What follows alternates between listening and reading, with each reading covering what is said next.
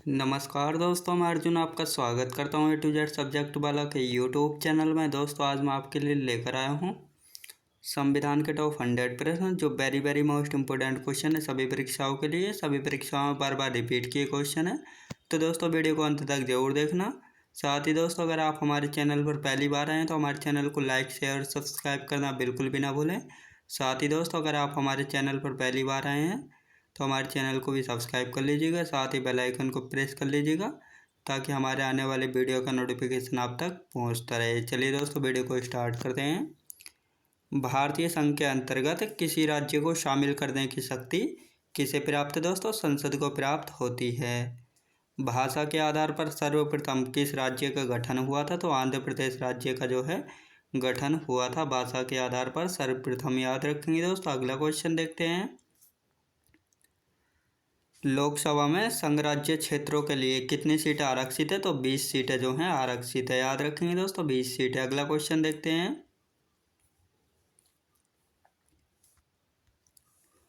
संविधान का कौन सा भाग जो है नागरिकता से संबंधित है? तो भाग 2 जो है दोस्तों नागरिकता से संबंधित है।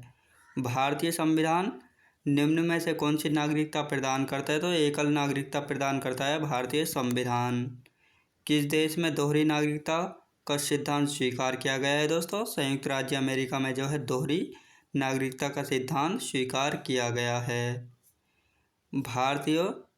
भारतीय संविधान के भाग में नागरिकों के मौलिक अधिकारों का उल्लेख किया गया है। दोस्तों भाग 3 में जो है मौलिक अधिकारों का उल्लेख किया गया है। याद रखेंगे दोस्तों। अगला क्वेश्चन देखते हैं।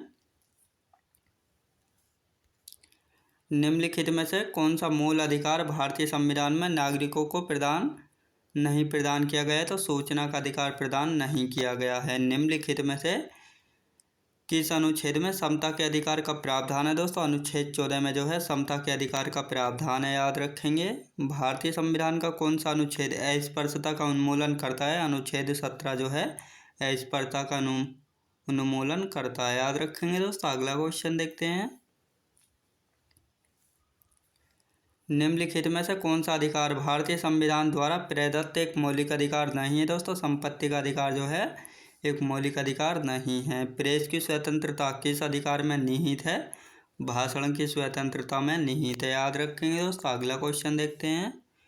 भारतीय संविधान का अनुच्छेद 19 प्रदान करता है दोस्तों 6 प्रकार की स्वतंत्रताओं को जो है प्रदान करता है अनुच्छेद 19। याद रखेंगे दोस्तों। अगला क्वेश्चन देखते हैं। किसी अपराध के अभियुक्त को स्वयं अपने विरुद्ध गवाही देने के लिए बाध्य नहीं किया जा सकता है। यह भारतीय संविधान के किस अनुच्छेद में प्रावधान है? दोस्तों अनुच्छेद 20 के 3 में यह प्रावधान है। भारतीय संविधान के अनुसार जीवन का अधिकार एक है दोस्तों मौलिक अधिकार है। याद रखेंगे दोस्तों मौलिक अधिकार है। 6 से 14 वर्ष की आयु के सभी बच्चों को शिक्षा का अधिकार है दोस्तों मूल अधिकार है। याद रखेंगे दोस्तों मूल अधिकार है। अगला क्वेश्चन देखते हैं। मूल अधिकारों के अंतर्गत कौन सा अनुच्छेद बालकों के नियोजन से प्रत्यक्ष रूप से संबंधित है? अनुच्छेद 24 जो है संबंधित है। याद रखेंगे दोस्तों। अगला क्वेश्चन देखते हैं। किसी धर्म विशेष के संवर्धन के लिए करों के भुगतान की अनिवार्यता से मुक्ति की गारंटी दी गई है। अनुच्छेद 27 के द्वारा गारंटी दी गई है। निम्नलिखित में से कौन सा मूल अधिकार विदेशी नागरिकों को प्राप्त नहीं है? दोस्तों अभी व्यक्ति की स्वतंत्रता का अधिकार जो है विदेशी नागरिकों को प्राप्त नहीं है। याद रखेंगे दोस्तों। अगला क्वेश्चन देखते हैं। अल्पसंख्यकों के हितों की सुरक्षा किस अनुच्छेद में प्रावधान किया गया है? दोस्तों अनुच्छेद 29 में किया गया है। 1935 के अधिनियम द्वारा स्थापित संघ में अवशिष्ट शक्तियाँ जो हैं किसको दी गई थी? दोस्तों गवर्नर जनरल को। अखिल भारतीय संघ स्थापित करने का प्रावधान शामिल किया गया था दोस्तों भारत सरकार अधिनियम 1935 में जो है शामिल किया गया है। याद रखेंगे दोस्तों। अगला क्वेश्चन देखते हैं।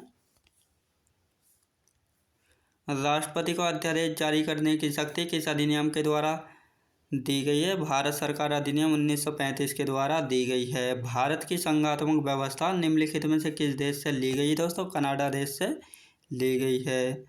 भारतीय संविधान में निहित मौलिक अधिकारों की अवधारणा किस देश के संविधान से ग्रहण की गई? दोस्तों संयुक्त राज्य अमेरिका के संविधान से जो है ग्रहण की गई है, याद रखेंगे दोस्तों। अगला क्वेश्चन देखते हैं। डॉक्टर बी आर अम्बेडकर का संविधान सभा में निर्वाचन हुआ था, बम्बई प्रेसिडेंसी से हुआ था। डॉक्टर बी आर अम्बेडकर का जन्म और मृत्यु कब हुई थी? 1891 में जन्म हुआ था, 1956 में मृत्यु हुई थी, याद रखेंगे दोस्तों। अगला क्वेश्चन देखते हैं। निम्नलिखित में से कौन अगस्त 1946 में गठित प्रथम अंतरिम सरकार का सदस्य था? डॉक्टर एस राधाकृष्णन, याद रखेंगे दोस्तों, डॉक्टर सर्वपल्ली राधाकृष्णन। अगला क्वेश्चन देखते हैं। भारत की संविधान सभा का प्रथम अधिवेशन कब हुआ था? तो ये हुआ था 9 दिसंबर 1946 को, याद रखेंगे दोस्तों, 9 दिसंबर 1946 को प्रथम अधिवेशन हुआ था। अगला क्वेश्चन देखते हैं। संविधान सभा के समक्ष संविधान की प्रस्तावना किसने प्रस्तुत की थी? जवाहरलाल नेहरू ने। भारतीय संविधान के निर्माण हेतु भारतीय संविधान सभा के कुल कितने अधिवेशन आयोजित किए गए थे? 11 अधिवेशन आयोजित किए गए थे। संविधान सभा में सदस्यों का निर्वाचन कैसे हुआ था दोस्तों? प्रांतीय विधानसभा के सदस्यों के द्वारा हुआ था, याद रखेंगे दोस्तों। अगला क्वेश्चन देखते हैं। संविधान सभा के कानूनी सलाहकार कौन थे दोस्तों? बी एन राव थे, याद रखेंगे दोस्तों, बी एन राव। अगला क्वेश्चन देखते हैं। भारतीय संविधान को 26 नवंबर 1949 को किसके द्वारा नियमित किया गया था? संविधान सभा के द्वारा नियमित किया गया था। किस वर्ष में जनगण मन को भारत के राष्ट्रगान के रूप में अपनाया गया था? वर्ष 1950 में जो है अपनाया गया था। वित्त आयोग में अध्यक्ष के अतिरिक्त कुल कितने सदस्य होते हैं दोस्तों? 4 अन्य सदस्य होते हैं, याद रखेंगे दोस्तों। अगला क्वेश्चन देखते हैं। भारत में केंद्र राज्य के मध्य वित्तीय संबंध किसकी संस्तुतियों से प्रदान होते हैं दोस्तों? वित्त आयोग की संस्तुतियों से निर्धारित होते हैं। केंद्र एवं राज्य के मध्य वित्तीय विवादों के समाधान किस संस्था के द्वारा होता है दोस्तों? वित्त आयोग के द्वारा होता है। केंद्र की समेकित निधियों को राज्यों को स्वराज्य की सहायता हेतु अनुदान देने वाले सिद्धांतों के अनुशंसा कौन सा प्राधिकरण करता है दोस्तों? वित्त आयोग करता है, याद रखेंगे दोस्तों। अगला क्वेश्चन देखते हैं।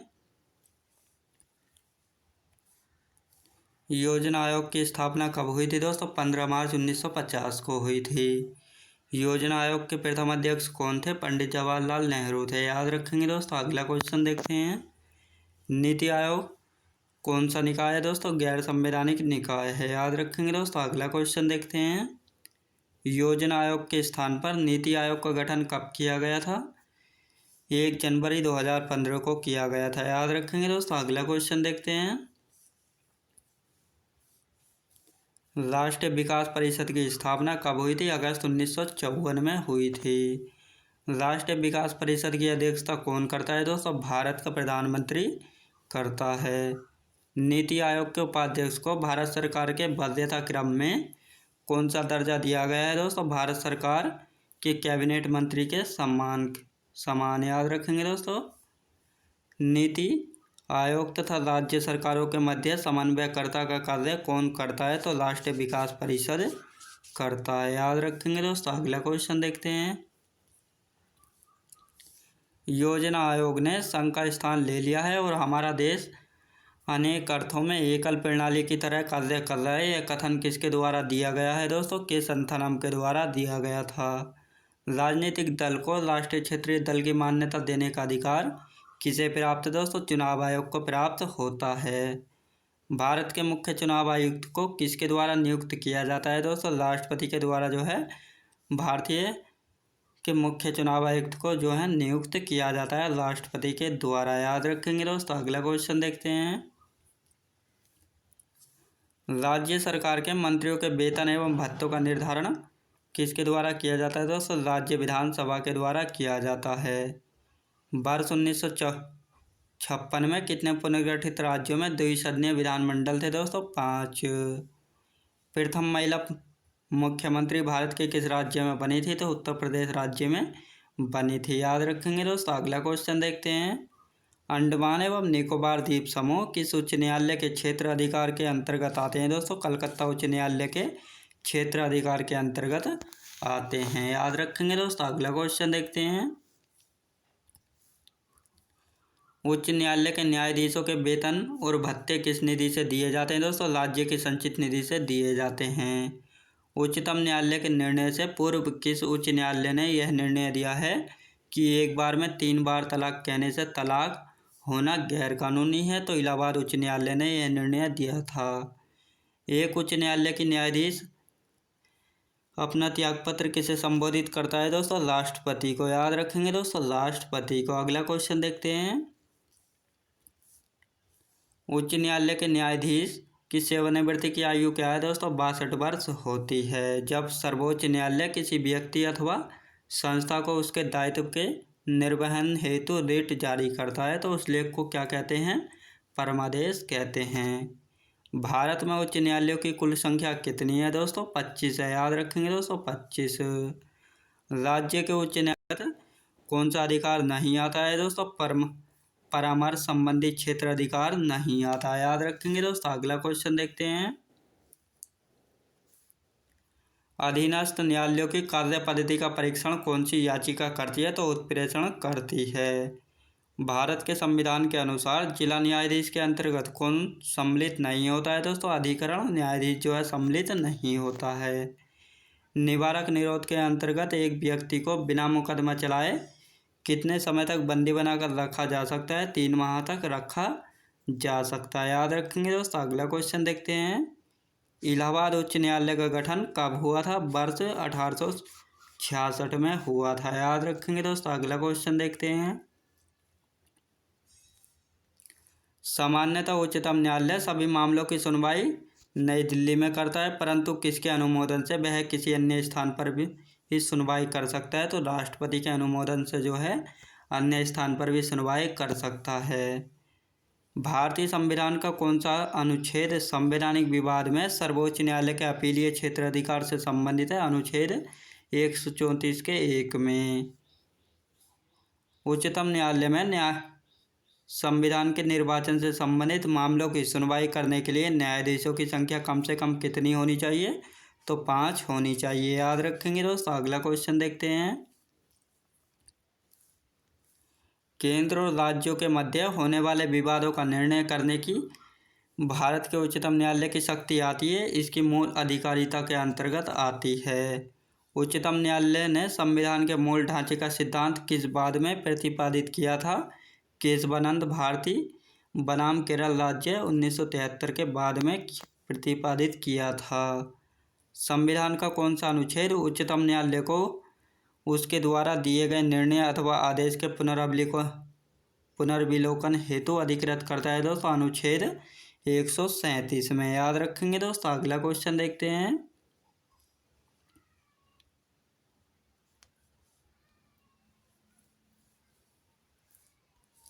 भारत में संविधान की मूल संरचना के सिद्धांत का स्रोत है दोस्तों? न्यायिक समीक्षा। संविधान की व्याख्या करने का अंतिम अधिकार किसे है दोस्तों? सर्वोच्च न्यायालय को होता है। उच्च न्यायालय और उच्चतम न्यायालय की अधिकारिता के अंतर्गत कौन से मामले आते हैं दोस्तों? मूल अधिकारों का परिवर्तन। याद रखेंगे दोस्तों। अगला क्वेश्चन देखते हैं। भारतीय संविधान का संरक्षक कौन होता है? तो सर्वोच्च न्यायालय होता है भारतीय संविधान का संरक्षक। याद रखेंगे दोस्तों। अगला क्वेश्चन देखते हैं। भारत के प्रथम दलित मुख्य न्यायाधीश कौन थे दोस्तों? न्यायमूर्ति KG बालकृष्णन थे। संविधान की व्याख्या से संबंधित सभी विवाद सर्वोच्च न्यायालय के समक्ष किस अधिकारिता के अंतर्गत आते हैं? प्रारंभिक क्षेत्र अधिकार के अंतर्गत। कानूनी मामलों पर उच्चतम न्यायालय से किसे परामर्श लेने का अधिकार है दोस्तों? राष्ट्रपति को। याद रखेंगे दोस्तों। अगला क्वेश्चन देखते हैं। भारतीय संविधान के किस अनुच्छेद के अंतर्गत सर्वोच्च न्यायालय भारतीय नागरिकों के मौलिक अधिकारों की सुरक्षा करता है दोस्तों? अनुच्छेद 32 में। सर्वोच्च न्यायालय के न्यायाधीश नियुक्त होने के लिए किसी व्यक्ति को कम से कम कितने वर्ष तक उच्च न्यायालय में वकालत करनी चाहिए दोस्तों? 10 वर्ष तक वकालत करनी चाहिए। राज्यसभा के सदस्य किसके द्वारा चुने जाते हैं? तो राज्यों की विधानसभाओं द्वारा चुने जाते हैं राज्यसभा के सदस्य। याद रखेंगे दोस्तों। अगला क्वेश्चन देखते हैं। विशेष अधिकार समिति में दोनों सदनों से कुल कितने सदस्य होते हैं दोस्तों? 25 सदस्य होते हैं, जिसमें से लोकसभा के 15 तथा राज्यसभा के 10 सदस्य होते हैं। राष्ट्रपति द्वारा राज्यसभा में कितने व्यक्ति मनोनीत किए जाते हैं? तो 12 मनोनीत किए जाते हैं। याद रखेंगे दोस्तों, 12 सदस्य व्यक्ति जो हैं मनोनीत किए जाते हैं। राज्यसभा के लिए नामांकित होने वाली प्रथम अभिनेत्री कौन थी? नरगिस दत्त थी, जो कि राज्यसभा सदस्य थी वर्ष 1980 से 1986 तक। लोकसभा की प्रथम महिला अध्यक्ष कौन थी? मीरा कुमार थी, 4 जून 2009 से 4 जून 2014 तक। याद रखेंगे दोस्तों। अगला क्वेश्चन देखते हैं। वे प्रथम लोकसभा अध्यक्ष कौन थे जिनके विरुद्ध लोकसभा में अविश्वास प्रस्ताव लाया गया था? जीवी मावलंकर थे। लोकसभा का सचिवालय किसके नियंत्रण में होता है दोस्तों? लोकसभा अध्यक्ष के। भारतीय राजनीतिक व्यवस्था में कौन सर्वोच्च है दोस्तों? संविधान जो है सर्वोच्च है। याद रखेंगे दोस्तों। अगला क्वेश्चन देखते हैं। भारत की संचित निधि कौन सा भी भारित नहीं होता है दोस्तों? भारत के प्रधानमंत्री के वेतन और भत्ते। याद रखेंगे दोस्तों। अगला क्वेश्चन देखते हैं।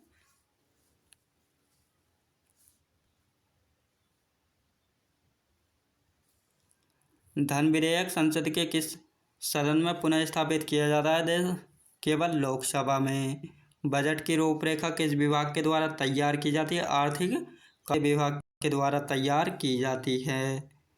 कर और सरकारी कामकाज के निर्वाह में हुई अन्य प्राप्तियों से संघीय सरकार को प्राप्त होने वाला राजस्व किस निधि में जमा होता है दोस्तों? भारत की संचित निधि में जमा होता है। याद रखेंगे दोस्तों। अगला क्वेश्चन देखते हैं। आर्थिक सर्वेक्षण प्रतिवर्ष संसद में कब प्रस्तुत किया जाता है दोस्तों? आगामी वर्ष के बजट के प्रस्तुतिकरण से पूर्व किया जाता है। कोई विधेयक धन विधेयक है अथवा नहीं, इसका निर्णय कौन करता है? लोकसभा अध्यक्ष करता है। लेखानुदान संघ सरकार को किस प्रकार की अनुमति प्रदान करता है दोस्तों? निश्चित अवधि के लिए भारतीय संचित निधि से धन निकालने की। याद रखेंगे दोस्तों। अगला क्वेश्चन देखते हैं। भारत के राष्ट्रपति ने किस एकमात्र मामले में जेबी वीटो की शक्ति का प्रयोग किया था दोस्तों? भारत डाकघर संशोधन विधेयक में किया था। किसी भौगोलिक क्षेत्र को अनुसूचित क्षेत्र घोषित करने का संवैधानिक अधिकार किसे प्राप्त है दोस्तों? राष्ट्रपति को प्राप्त होता है। वर्तमान में राष्ट्रपति का मासिक वेतन कितना है दोस्तों? 5 लाख रुपए। याद रखेंगे दोस्तों। 5 लाख। अगला क्वेश्चन देखते हैं। वह राष्ट्र का प्रतिनिधित्व करता है परंतु राष्ट्र का नेतृत्व नहीं करता, यह उक्ति किस पर लागू होती है? भारत के राष्ट्रपति पर। भारत के राष्ट्रपतियों में से कौन सा बिहार का राज्यपाल रह चुका था दोस्तों? डॉक्टर जाकिर हुसैन और श्री रामनाथ कोविंद जो है बिहार के राज्यपाल रह चुके हैं। तो दोस्तों मैं उम्मीद करता हूँ आपको वीडियो क्वालिटी कंटेंट वगैरह सभी कुछ आपको पसंद आया होगा। पसंद आया तो लाइक शेयर और सब्सक्राइब करना बिल्कुल भी ना भूलें। साथ ही दोस्तों अगर आप हमारे चैनल पर पहली बार आएँ तो हमारे चैनल को भी सब्सक्राइब कर लीजिएगा। साथ ही बेल आइकन को प्रेस कर लीजिएगा ताकि हमारे आने वाले वीडियो का नोटिफिकेशन आप तक पहुंचता रहे। चलिए दोस्तों मिलते हैं नेक्स्ट वीडियोज़ में।